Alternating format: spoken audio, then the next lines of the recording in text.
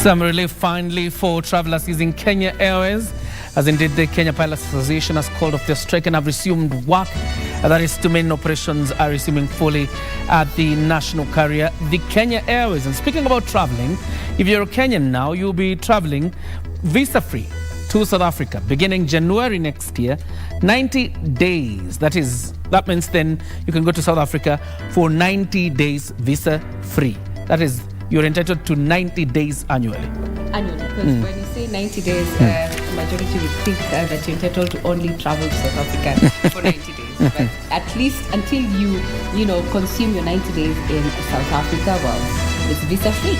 Absolutely, and that is one of the biggest catches, obviously, from the meeting between President William Samoei Ruto and Metamela Cyril Ramaphosa, the President of the Republic of South Africa. Plus tonight, we'll delve a bit into that proposal of extending the term limit for the president, as well as whether the opposition really has the teeth to continue checking the government and whether it is weakened. It's a conversation tonight with Jack Wanami Wamboka, the Honourable Member of Parliament for Bumula constituency. Indeed. Now, and also across borders, our daily Uganda is considering actually some of the contracted the Ebola virus. That and so much more will be coming up in not long. Good evening. Here are the highlights.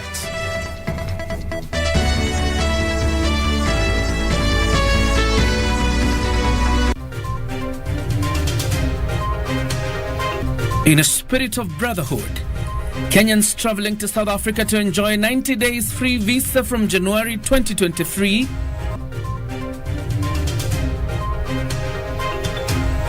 A big win for Deputy President Rigathi Gachagua as DPP files to drop his 7 billion shillings corruption case. And seeking protection of indigenous crops, religious leaders want ban on GMOs reinstated.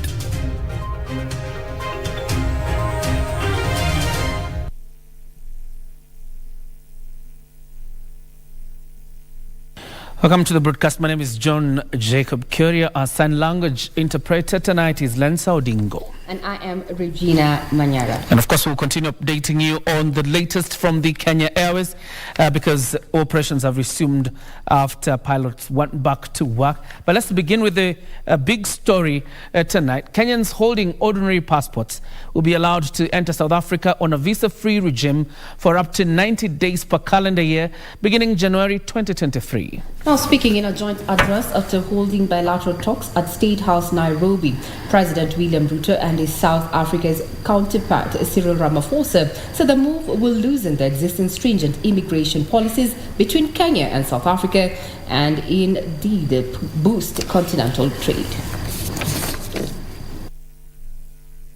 Bilateral talks at State House, Nairobi.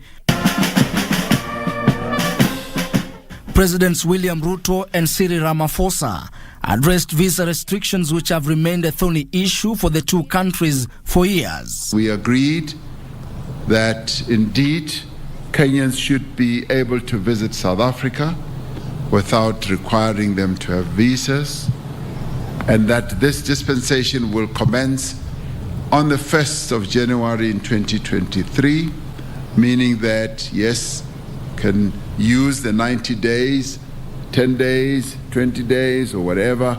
For the full year, Kenyans will have a full 90 days. On behalf of the people of Kenya, I express Kenya's appreciation on the progress we have made in the long-awaited visa-free regime between Kenya and South Africa. The resolution to drop existing stringent immigration policies between Kenya and South Africa is expected to boost continental trade, as the two leaders expressed commitment to ensuring that the agreements signed are implemented.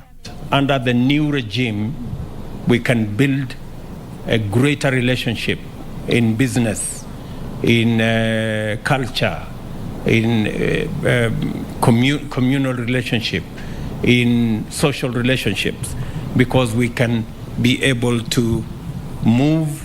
Under the new regulations, the heads of state agreed on a return policy when immigration laws and policies are breached. Illegal immigrants, people who abuse the system, people who take advantage of the system, people who rig the system, people who should change the system. They don't deserve to be in South Africa, and they don't deserve to be in Kenya. And this, in many ways, just strengthens the relationship between South Africa and Kenya, but more importantly, the people-to-people contact, because as you and I observed, Kenyans and South Africans have multiplicities of relations. The talks also centered on matters touching on trade, where 4 instruments of cooperation were signed to enhance relations between Kenya and South Africa. There are 3 memoranda of understanding and 1 agreement on cooperation in the fields of correctional services, cooperation in the fields of housing and human settlement, cooperation between Kenya School of Government and the National School of Governments from South Africa, and the agreement on audiovisual co-production. And this builds on the other agreements that we had signed in the past. We are committed to ensure that the agreements and the memorandum of understanding that we have signed now and in the past will be implemented fully. The 2 leaders focused much on matters of climate change, economic relations, as well as security in the continent, with focus on countries such as Ethiopia and Democratic Republic of Congo. Ben Chumba, Prime Edition. Let's stay on that story. Kenya and South Africa have agreed to set up a joint committee to eliminate non-tariff barriers, slowing trade between the 2 nations. Business delegations from the 2 countries have also resolved to explore areas of collaboration in efforts to grow the volume of trade that is currently skewed towards South Africa. Here is Werimo Janga with the details. Kenya's exports to South Africa were valued at $36 million in 2021, growing marginally from $34.6 million recorded in 2020. On the other hand, Kenya's imports from South Africa during the first 3 months of this year grew 64% to 17.7 billion shillings from 10.8 billion shillings. Kenya imports 11 times more than its exports to South Africa, with a business delegation from the 2 nations highlighting the need to address trade barriers and other challenges slowing Kenyan exports. Trade balance is to South Africa's advantage, so there's definitely a wide area here to be tapped into. And this imbalance is also excavated by the fact that our exporters to South Africa are largely small to medium enterprises, while South African exporters are more established companies. We must turn our borders from being hurdles to being bridges. We must turn our borders from being hurdles to being facilitative, so that we can do trade, we can do business, we can make investment, and we can move people, goods, and services freely in our continent. Lack of cross-border trade infrastructure, difficulty visa processes, high taxation on inputs and commodities, and bureaucracies have been cited as key challenges impeding trade between Kenya and South Africa. Kenya and South Africa continue to lose the bigger opportunity that exists within the wider African market. We continue to trade more with the rest of the world than we trade within ourselves. They agreed to explore importing from each other the 4,500 products worth $100 billion sourced from other countries. But endless opportunities. And on our side, we want you as the business community not to tire, to keep raising the issues that are important to you. Even though Kenya investment into South Africa is not as strong, we seek to establish strong relationships and partnerships here, and sharing of information on available opportunities to balance, of course, the investment flows. They also resolved to prioritize economic relations and increase cooperation to boost trade and investment. Werimo Janga for Prime Edition. Now to graft matters, where the Anti-Corruption Court will on Thursday make a ruling on an application by the Office of the Director of Public Prosecution to withdraw the 7.3 billion shillings corruption case against Deputy President Rigathi Gachagua. The prosecution argues that the Directorate of Criminal Investigations has failed to supply sufficient evidence and documentation to the defense to enable the case proceed to trial and want the case terminated. Previously, I was holding you from Mr. Wambugi as well. Milimani Law Court Wednesday morning. So you identify with the contents of this affidavit, dated 15th October. When the corruption case facing Deputy President Rigathi Gachagua and 9 others came for mention, prosecution made an application to withdraw the case after efforts to get more evidence from the Directorate of Criminal Investigations, DCI, became futile. Your Honor, in light of the request to review, the prosecution team sat and reviewed the evidence.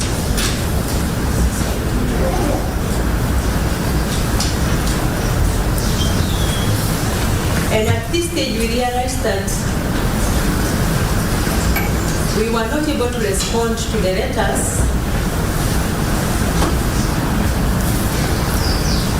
without the evidence we had requested from DCI. Defense led by Senior Counsel Kioko Kilukumi welcoming the application, saying the accused had been charged without conclusive evidence to sustain a trial. We were told, irrespective of the evidence, have charges against these people. That's what it says. Yes, and I'm saying yes, that based on the briefings and evidence we had collected, at that point, we made the recommendations. The investigating officer Kioria Obadia in his affidavit putting the blame to the former director of DCI, George Kinoti, saying he was under pressure from his boss to prosecute the case. Do you know what you're saying and what your affidavit is saying are two different things? The same thing. We report to our boss on what we have done. We get directions. We follow the directions. That's how we work. So you made the recommendation based on evidence or based on the instructions of Kinoti? Based on the evidence and the briefings that we had.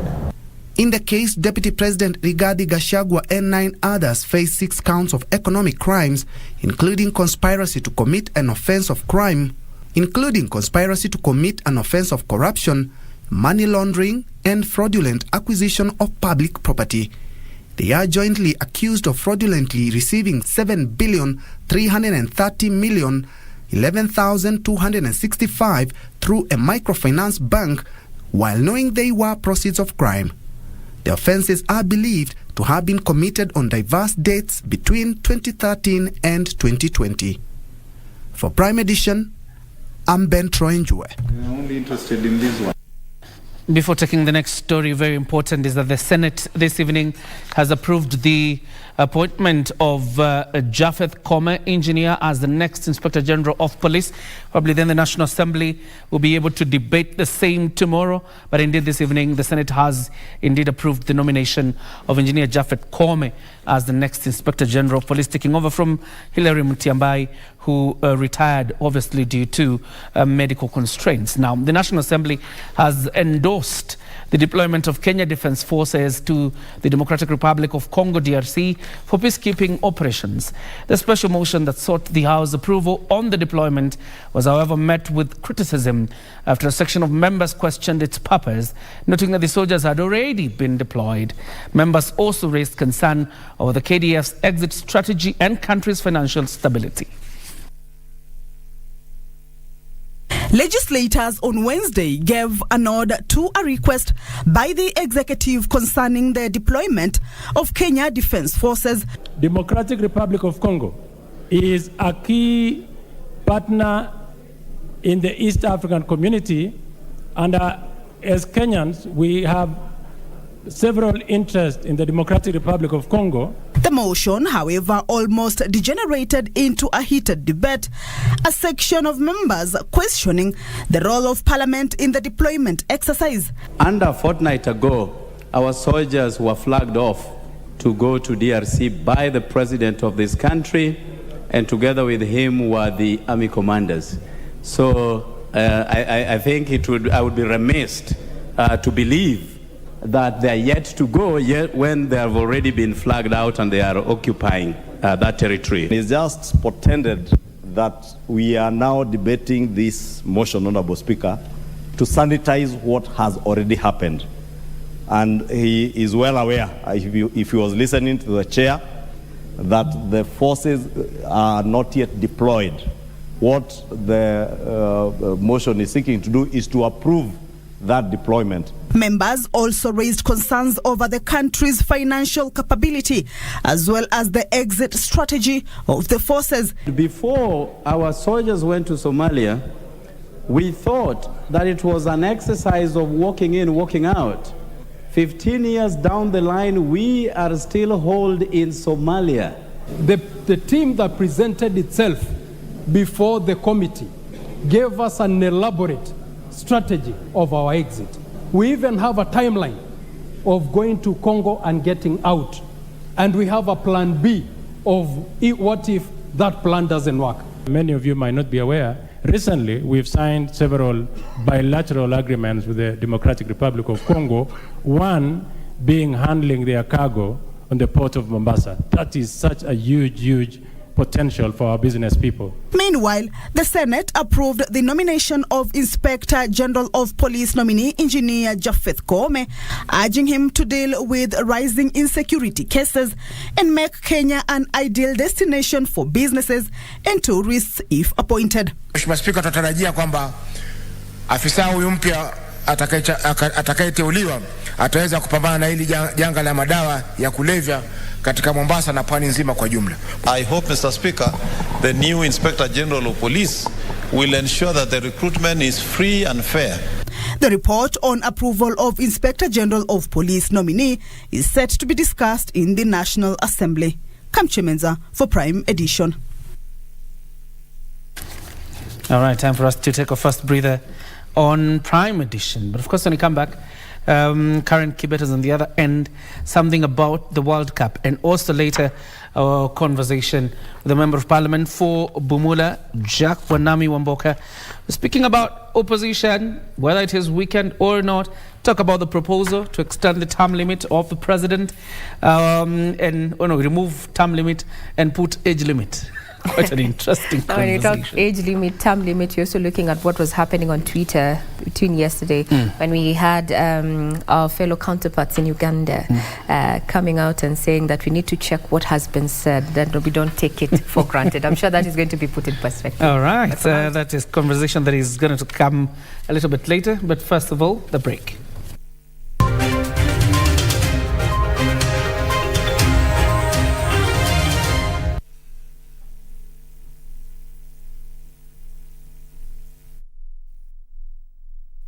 Kupata rudisha pesa za Masai kama sikiza tune yako, bonyeza *811 *962 hash. Iko mtu nasirisha mimi sana. Nasikia? Sema okay? Kama semi achukui, mimi napeleka pesa benki. Nafika benki, napatia pesa, alafu mtu mwingine nakuja na asema nataka loan, napatiwa ile pesa. Sasa mimi nashinda. Kwani mimi naleta pesa yangu wewe napatia mtu mwingine? Kupata rudisha pesa za Masai, bonyeza *811 *962 hash. *811 *962 hash.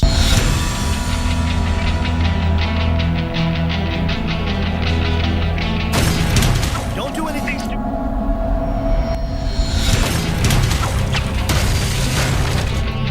You are under arrest for drug trafficking.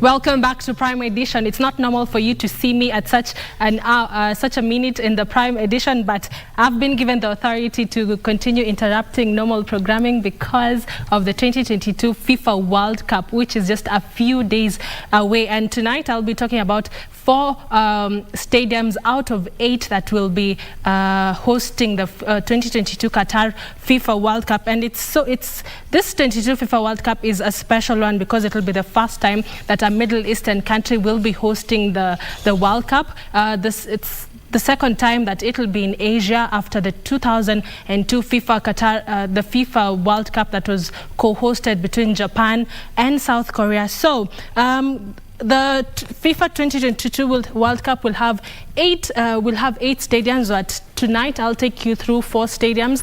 The first one being, sorry, I think my hands are too slidey, but let's first talk about Khalifa International Stadium, which will host 40,000 people, and after the competition it will be scaled down to 20,000 seats. So Khalifa International Stadium is an icon of Qatar's sporting history. It has hosted the Amir Cup, the Arabian Gulf Cup, FIFA Club World Cup and the World Athletics Championship. It will host 6 group stage matches and 1 round of 16 match. Moving on, which other stadium? Which one next? Lusail Stadium. This is where most of the activity will take place. The opening fixture and the last game will be held in this particular stadium. And this particular stadium holds the most people.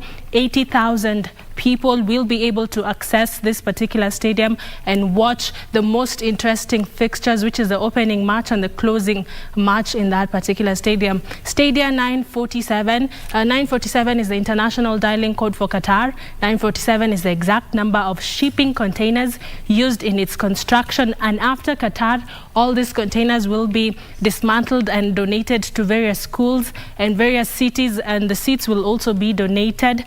The 40-seat stadium is inspired by Qatar's legacy of seafaring and trade. It is the first ever fully demountable FIFA World Cup football stadium. Last but not least, Education City Stadium. It also hosts 40,000 people. It changes color as the sun moves across the sky. It is surrounded by leading universities. While it has been built to showcase FIFA World Cup Qatar 2022 matches, it equally serves the needs of the community and the campus. Do we have any other stadium?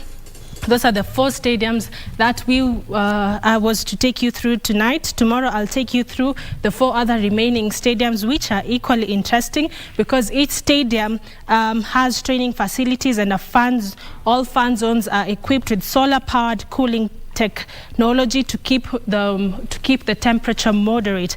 All stadiums are eco-friendly and their temperature will be controlled. So tomorrow I will definitely take you through the remaining 4 stadiums that will host all the 32 teams that will see us view the 64 matches that will be taking place. And don't forget, KBC Channel 1 will air exclusive 28 matches. So I'll hand you back to my colleague Regina, Manyara and John Jacob Kioria for the bulletin to continue as normal, but I'll be back later on to take you through the day's sports, and my colleague Betty Kiptun will also take you through the day's business. See you soon. All right, Karen took us to Qatar. Let's take you to the US. Republicans and Democrats are in a tight race for control of the US Congress as vote counting continues following the midterm elections. Now, Republicans are favored to win the House of Representatives, but the fight for the Senate is said to be on a knife edge. Democrats gained a key Senate seat in Pennsylvania, and the results of several other close races are yet to be called. Democrat John Fetterman, who suffered a stroke in May, defeated his Republican seat opponent Mahmoud Oz. This campaign has always been about fighting for everyone who's ever been knocked down that ever got back up. I'm proud of what we ran on. Protecting a woman's right to choose, raising our minimum wage, Fighting the union way of life. Healthcare is a fundamental human right. Control of the Senate is now set to come down to races in 3 states, Nevada, Arizona, and Georgia. Exit polls suggest the economy and inflation were the biggest concerns for voters. Though this should have benefited Republicans, they have not seen the red wave of victories they had hoped for. If Democrats lose control of either, Republicans will be able to block President Joe Biden's agenda. So there you have it. Now let's look at Martha's film, where the Western culture has had a tremendous impact on African traditional society. For a long time, Africans have been subjected to what is seen as Western cultural imposition. But some communities are yet to be receptive to external cultural influences as depicted in the film Amolo, which is our focus tonight on our weekly segment Cinemas and Theatre with Jacqueline Masharia.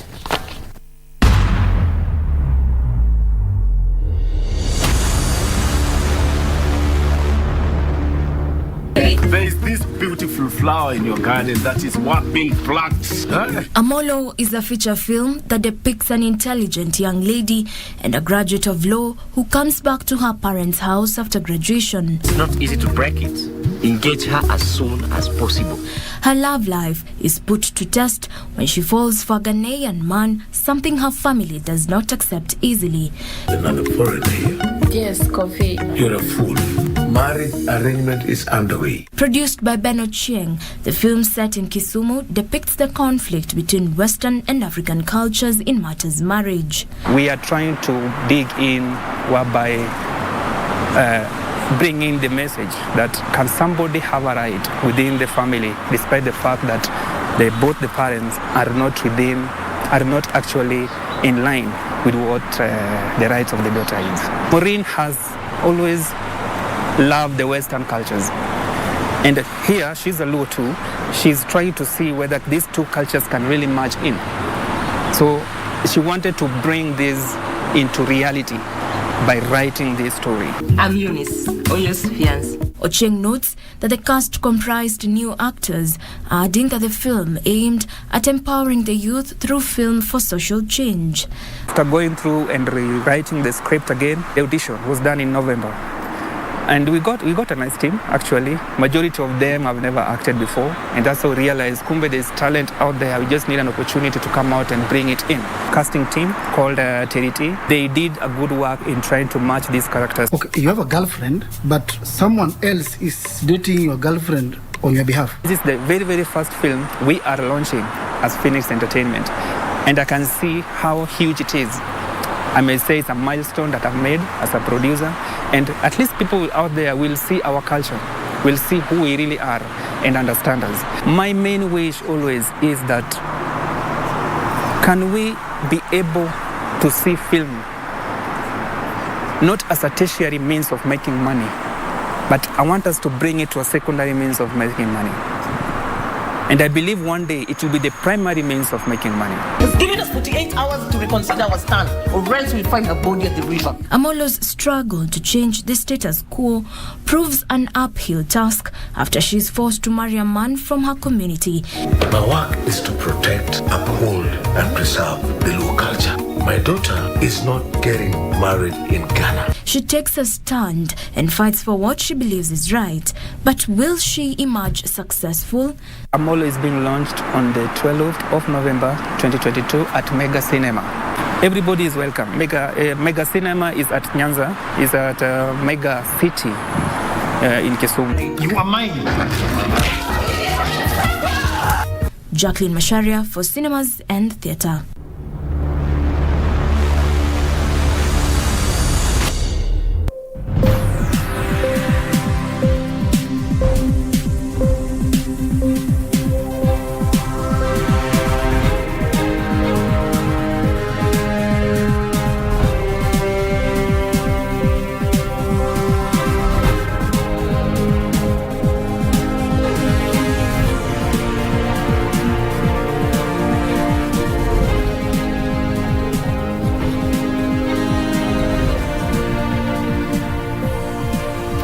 Good evening to you. Thank you for keeping it Prime Edition. Time to get the latest in the world of business. My name is Betty Kiptum.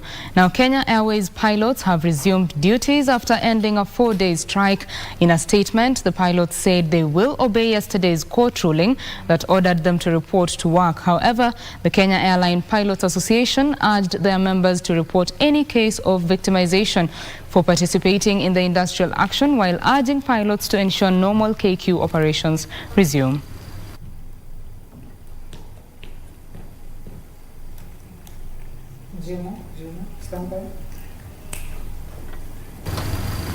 Now, religious leaders are calling on the government to reinstate the ban on genetically modified foods over concerns of indigenous crop contamination, which may compromise Kenya's export prospects.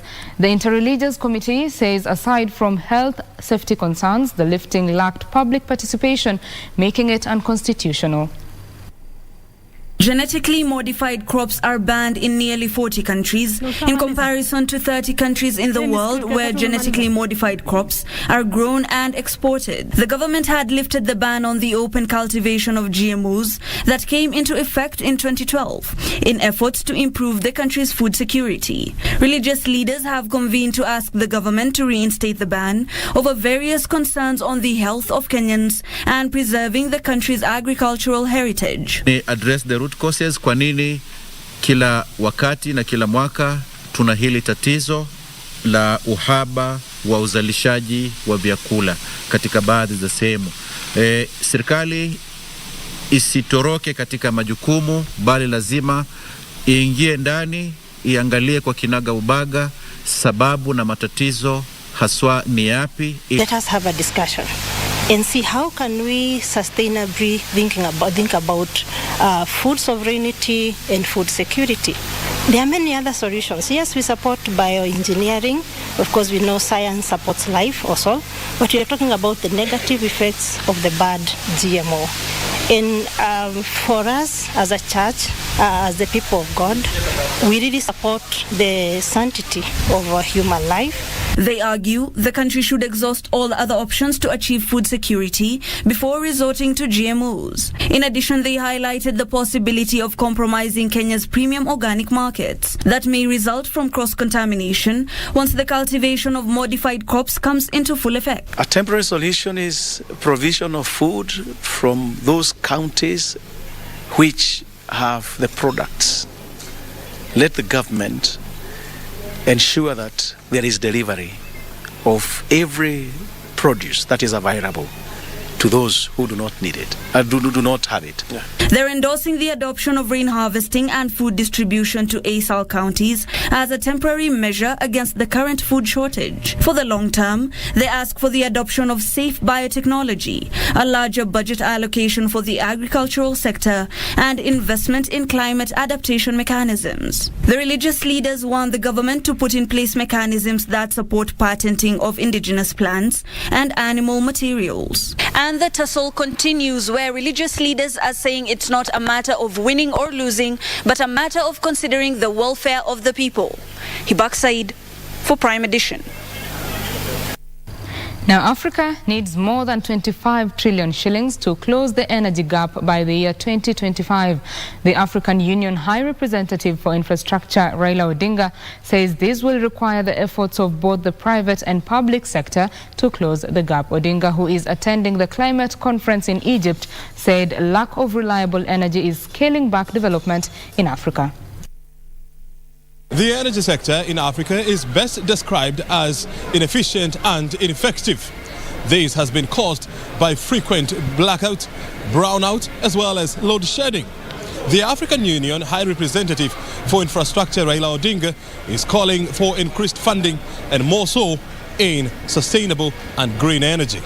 For the longest time, Africa has been termed by many as the dark continent due to its low energy production.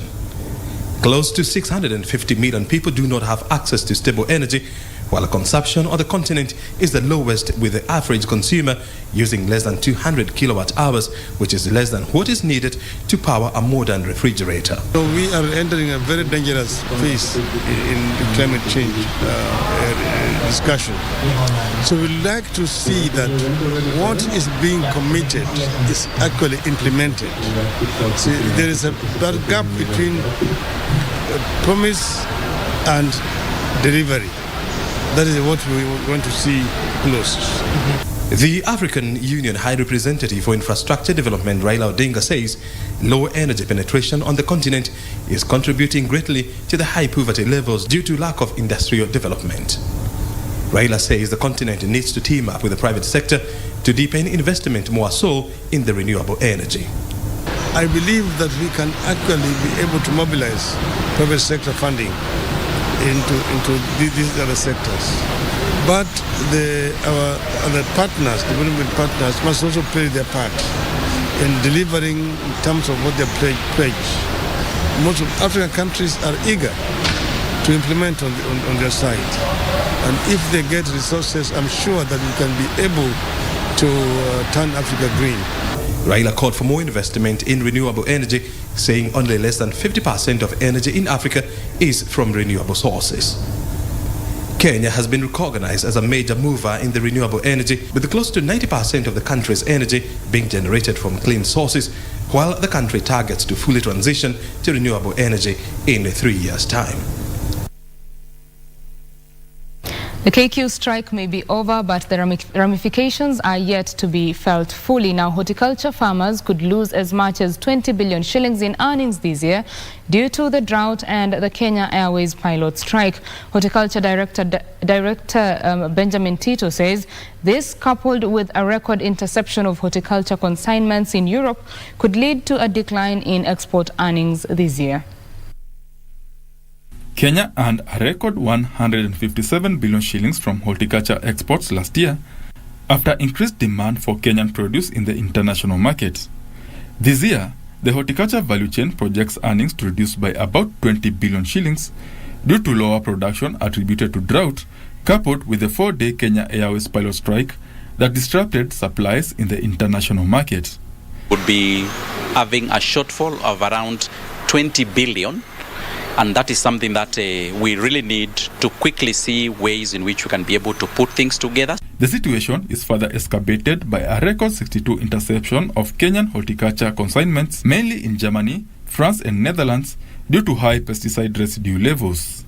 The majority of our notifications, France, Netherlands and Germany, because they're also then our highest buyers of fresh produce. Reducing post-harvest losses has been identified as a way to boost volumes. 40% is actually going to waste, because of post-harvesting loss.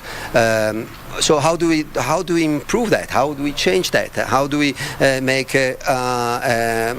Kenya exporting more?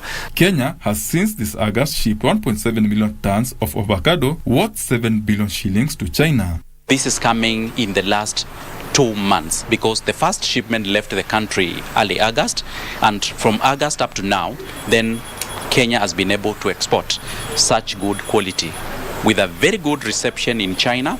And Kenyan farmers intend to start exporting tomato to the Democratic Republic of Congo as part of the country's horticulture market diversification plan. Benson Druba reporting for Prime Edition. Well, that's it for the business news. Sports news is coming up with Karen Kibet. My name is Betty Kiptum. Do enjoy the rest of your viewing. Bye-bye.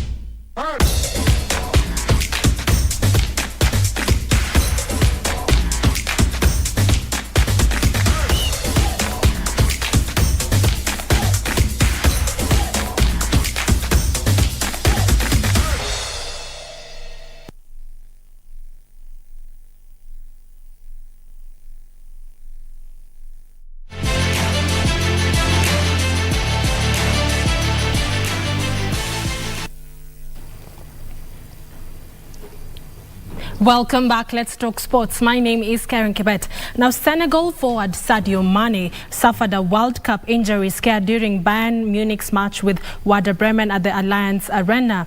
Elsewhere, Mexico have confirmed that Jesus Manuel won't be part of the 26-man squad for the 2022 World Cup. The World Cup finals will be televised live on KBC Channel 1 and all KBC's radio stations beginning on the 20th of this month to the 18th of December 2022. World Cup Eco KBC. You know what it is. Can he make it 4 out of 5? Mane! Senegal are African champions! For their first match against the Netherlands. Suarez over on that far side, and it's pinpoint. Oh, dangerous cross, Cavani! In Uruguay, it's end of an era as Luis Suarez and Edinson Cavani head to their final World Cup finals. The 35-year-old striking duo have been influential for the Celeste in the last decade and a half, making them the two greatest goal scorers teams history with 126 goals between themselves. Elsewhere, the Portuguese national soccer team will be in for revenge as they meet Uruguay in Group H. Portugal were eliminated by the South Americans in the last 16 of the World Cup 2018 finals and will be counting on Cristiano Ronaldo to beat them this time round.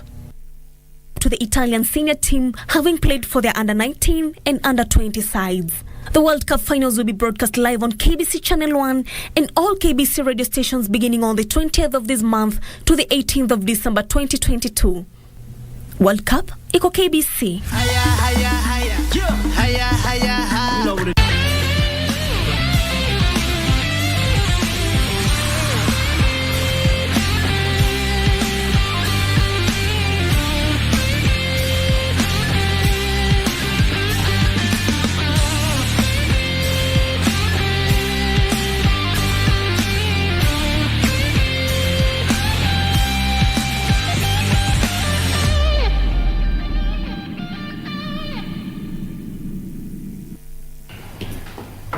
The 2022 World Cup finals get underway on Sunday next week in Qatar. In our player profile segment today, we feature Enner Valencia. The 33-year-old Ecuadorian forward has represented the South American team since 2012, netting 35 goals in 74 appearances. Take a look.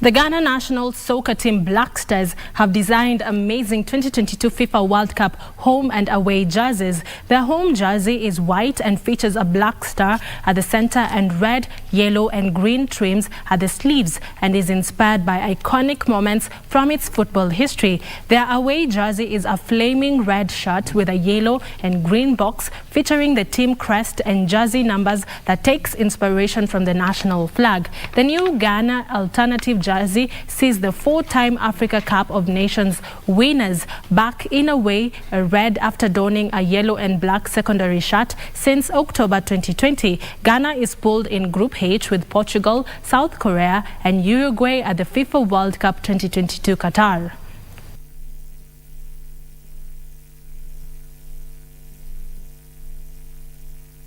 And those are all the sports stories we had for you tonight. My name is Karen Kibet. Have yourself a peaceful night. The broadcast is not yet over as my colleague John Jacob Kioria has an interview lined up for us. Kioria, take it away. Thank you very much. Karen Kibet, time for us now to get to a conversation. Tonight we're talking about whether the opposition is weakened. But even before we do so, a storm was raised yesterday, obviously based on a proposal by one of the members of parliament from Wajir in terms of amending the constitution to remove the term limit and instill age limit. In studio, I have Jack Wanami Wamboka, the Honourable Member of Parliament for Bumula constituency in Bungoma County, elected on a DAP Kenya ticket. Thank you very much, sir, for joining us. Asante sana. Let's get to the bottom of this proposal, because you're in Parliament. First of all, is it something being mooted outside Parliament, or it's something you've heard within the floor or the corridors of Parliament? I think, for me, I would go by what the Constitution says. Article 142(2). The person in the name of a president shall only hold office for not more than 2 terms or 5 years each. So that's where we start. That's where you start. But the same Constitution goes ahead through Article 255, 256, 257 to allow, to give credibility to any member who has views such as my good friend from Fafi, to advance them constitutionally. So 2 things. We are constitutionally, it's his right to say what he's trying to say, to imagine what he's trying to imagine, though in unimaginable, but it is his right constitutionally. It is his right. Where I sit, my brother, very many Kenyans have fought for this democracy we're enjoying now. Some, including by way of their blood, they fought for what we have, for where we are. When you listen to Mambo Mbotela in these studios of KBC, what he went through during Moi time, you don't want to imagine that rule. So it is his right to imagine, but we will personally, I will fight. You will fight it. We will fight with our blood. And let's talk about it a bit. But also, yes, we expected. We expected this. It's not catching us by surprise. And Bobby Wine, the opposition leader in Uganda, in one of his communications to Kenyans, he said, my brothers and sisters from Kenya, this is how it starts. Okay? So I'm not surprised. I think we shall deal with it. I don't think anybody has any numbers in Kenya today to bring such an amendment in the House today. It is important to talk about numbers, Mheshimiwa, because our conversation tonight, and of course what we told our viewers about, is as regards the numbers. So for example, you come from the Azimio side. Yes. When we look at your contributions in Parliament, quite viable. But the question is, does Azimio have numbers to overturn a decision that is taken probably by the majority side? Is the Azimio coalition, the opposition, feeling weakened in its debate in Parliament?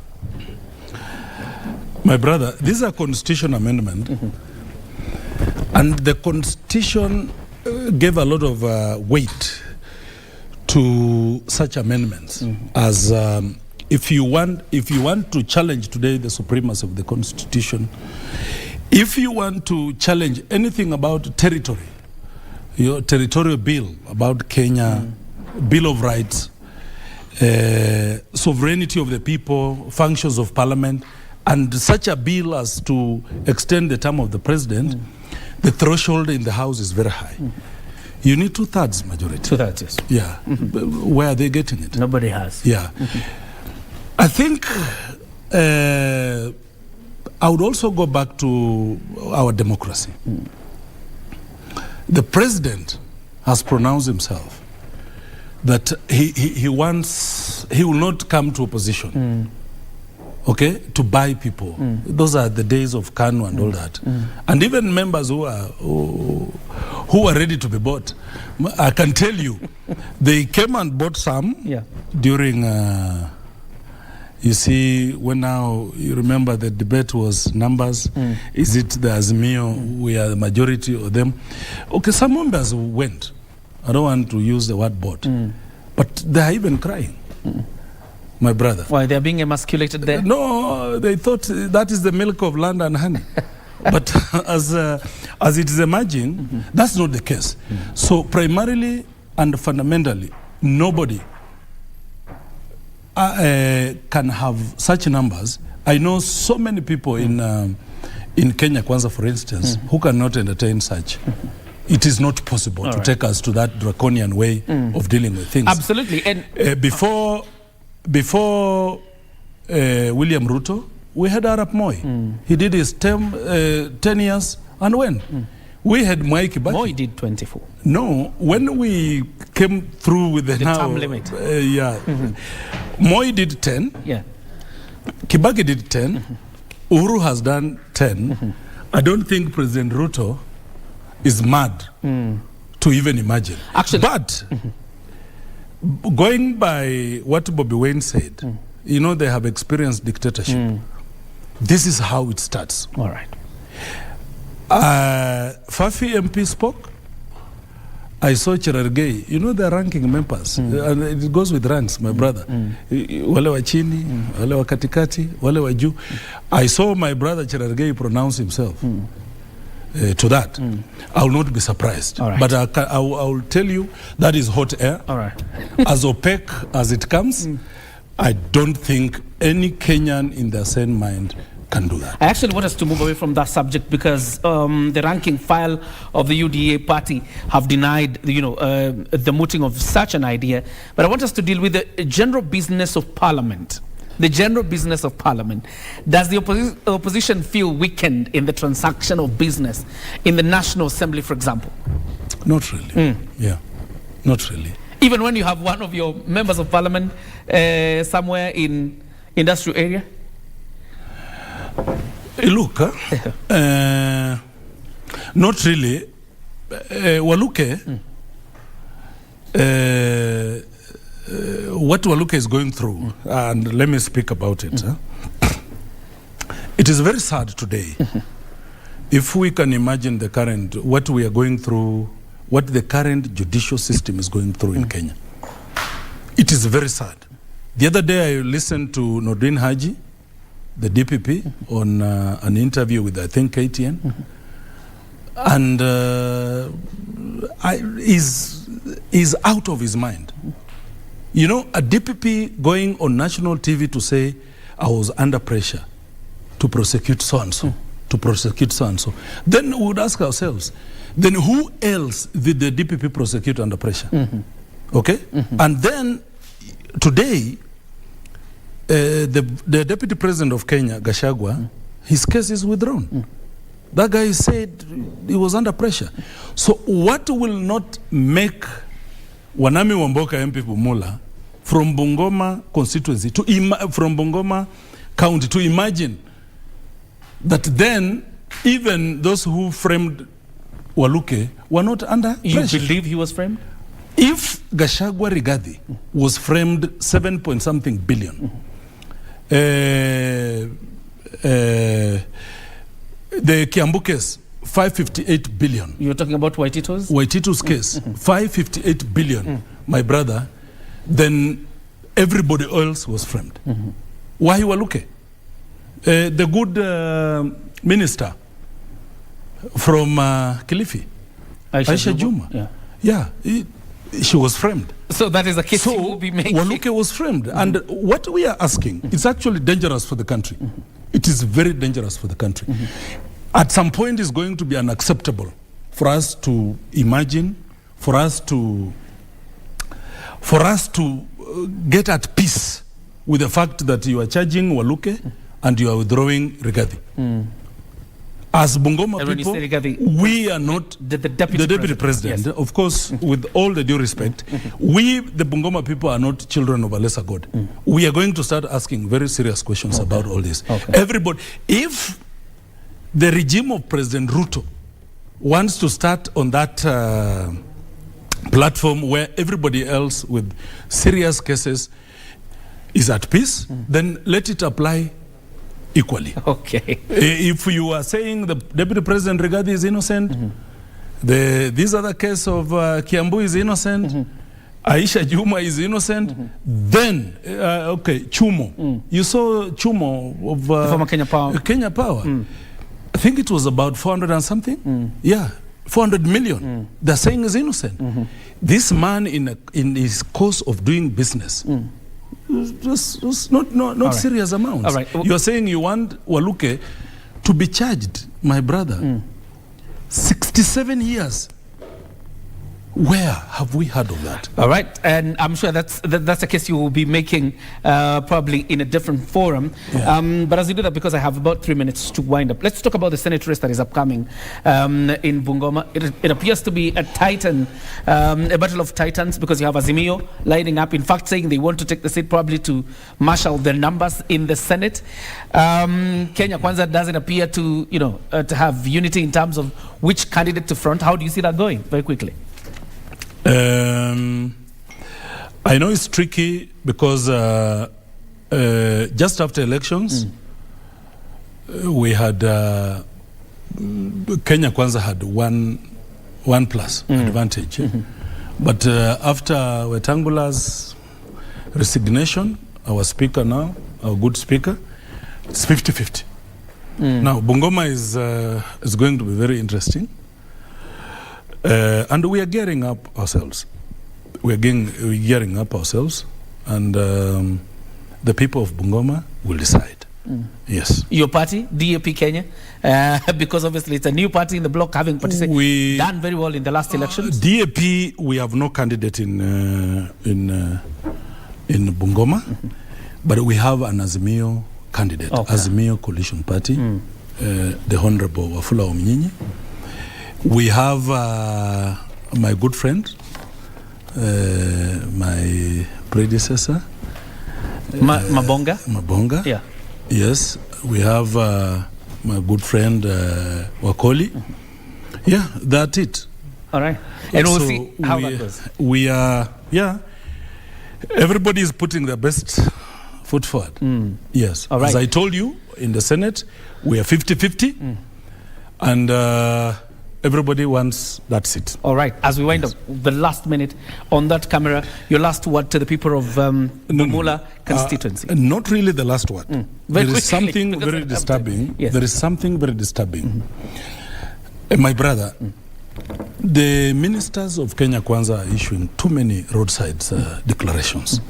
The other day, the Minister for Education issued a very ridiculous declaration that the government is no longer going to fund higher education, universities. That is against the Constitution, Article 43, which gives every Kenyan a right to social and economic rights. I mean, the government must provide funding for for all the national, public universities. And even in President Ruto's charter, what he signs with the education charter, he alluded to that, that is going first to provide funding, research from 0.whatever% to 2%, say that higher education is going to be affordable, and all that. So that goes against that basic right that is enshrined in the Constitution. And as Parliament, we appropriate these funds. So I don't understand where the minister is getting authority to stand and say they are no longer going to fund education. All right. And today they're saying this. Very quickly, Mashima. Tomorrow they're saying this. So I just want to tell them that they promised us a lot of things.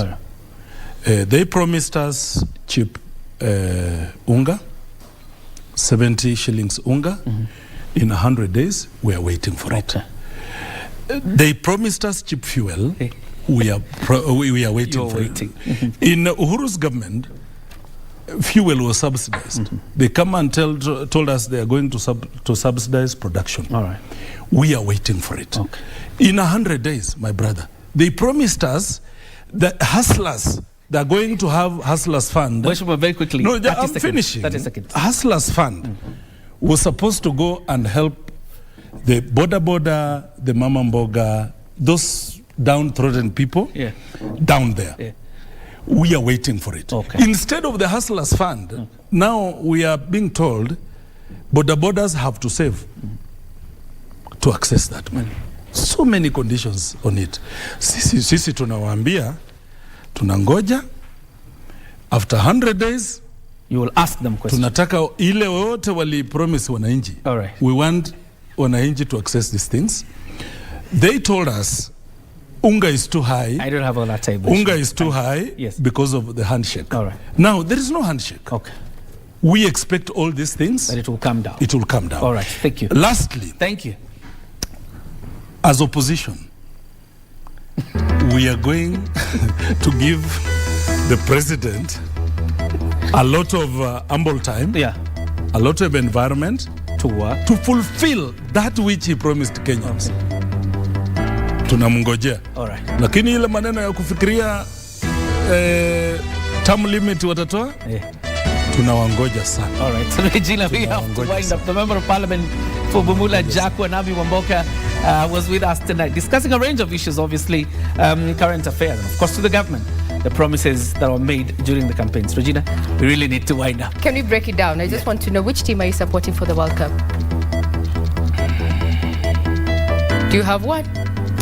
AFC Leopards is not playing. AFC Leopards is not playing. AFC Leopards is not playing. Arsenal is not playing. World Cup, pick one. Let me give you one. Africa. I'm an African. Go with Ghana. Yes, Ghana. Okay. Ghana is your team now. Ghana is a good team. All right.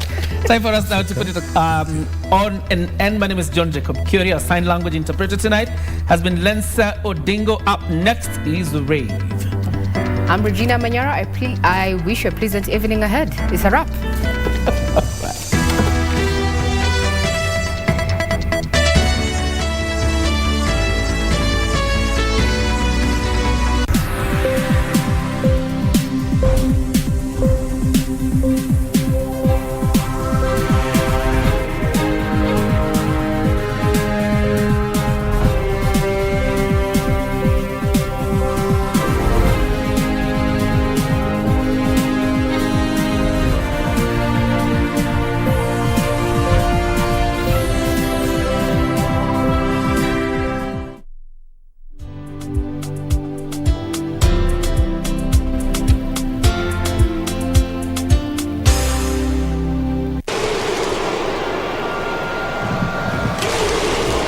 The spirit of human connectivity is sweeping across the world. It is a feast for the senses for over 3.5 billion viewers. This is FIFA World Cup Qatar 2022.